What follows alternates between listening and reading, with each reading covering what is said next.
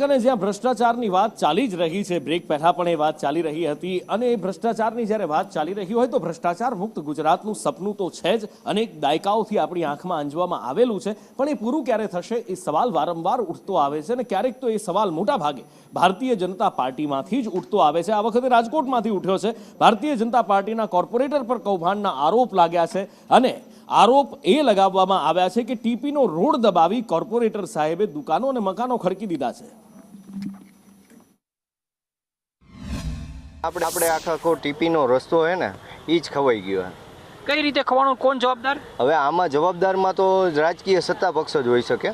બીજા નંબરમાં કે આ જે છે એ 18 મીટરનો રસ્તો છે, અને અમને જે અમે આની પહેલાં જ્યારે અમે બધું બંધ કરાવડાવ્યું હતું અને રસ્તો ચકાજામ કરાવ્યો હતો, ત્યારે અમને કે જેમ ભીખમાં દેતા હોય ને એ રીતે અમને કે 11 કે 12 મીટરનો રસ્તો તમને બનાવી દેશું, બરાબર।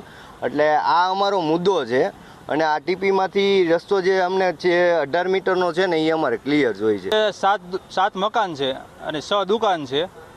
અમારે રોડ 18 મીટરનો પાસ થયેલો છે, ઉપરથી 18 મીટરનો બનતો આવે છે। અમારી સોસાયટી આવી ત્યાંથી 11 મીટરનો કરી દેવામાં આવે છે।